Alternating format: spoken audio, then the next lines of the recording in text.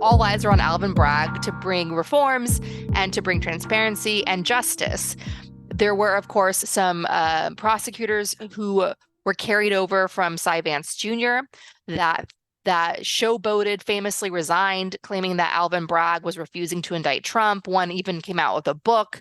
But it looks like, according to Trump and his lawyers, and the signs are there, that the grand jury is hearing some final testimony in the Michael Cohen case and the hush money payments for Stormy Daniels, and that there may be an indictment coming down the pipe, which would be wonderful. And of course, it'd be coming from a state like New York and Georgia as well in the election intimidation case, Georgia being an increasingly blue state, a Stacey Abrams state.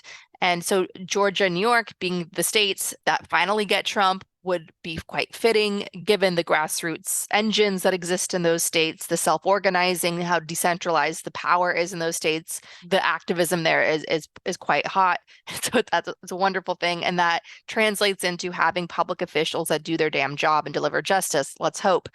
I'm saying all that to emphasize that the charges are not coming from the DOJ. They're not coming from Merrick Garland, who kicked the can to Jack Smith, who we're all hoping is not another Mueller. You see some mythologizing of Jack Smith already, the Jack Smith mystique, just like there was a Mueller mystique.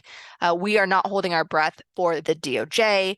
We are hoping that Alvin Bragg finally is the one to get him, and that Alvin Bragg being slow to indict was maybe hopefully likely Alvin Bragg protecting himself from whatever nonsense, whatever corruption was left over from Cy Vance. That would be a great case scenario, if Trump, if I almost said Putin, that'd be a great case scenario if Trump is indeed arrested and Putin follows.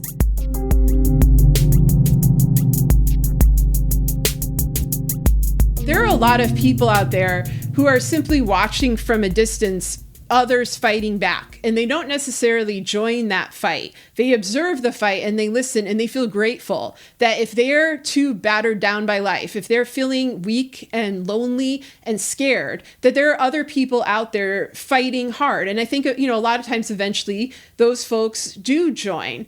So I think it's very important that the work of this group and every other group that's feeling demoralized now continues to go and to grow, and that sense of activism returns, and that also people, extend themselves some grace in a moment of profound national trauma. We're constantly being told we're not in a moment of national trauma, but we are. And you see it across the political spectrum. You see people who are just kind of on their last breath of, I don't even know how to describe it because I'm on mine. People are worn down and exhausted, and that's normal, no matter who you are. Like, we're living through kind of unparalleled tough times, and it's okay to admit that, and it's okay to sometimes step away a little bit from these sorts of political battles, and then just join later. But don't doubt the meaning of your work, because a lot of times it seems like no one is listening. And certainly it's true that the powerful are not acting in response, but